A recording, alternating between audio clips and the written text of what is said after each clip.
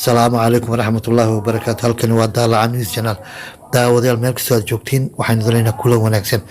xubinteena warka waxaynu ku soo qaadanaynaa shirka heerka wasiir arrimo dibadeed ee dowladaha xubnaha ka ah kooxda isku xirka soomaaliya ee ururka islaamka uga furmay caasimada dalka qatar ee dooxa. ku-xigeenka wasiirka arrimaha dibadda dalka qatar maxamed bin cabdiraxmaan al thani oo shirkaasi furay waxa uu sheegay in rajo weyn laga qabay shirkaasi ay ka soo baxaan taageero caalami ah oo lagu taageerayo ammaanka nabadda iyo deganaanshaha soomaaliya.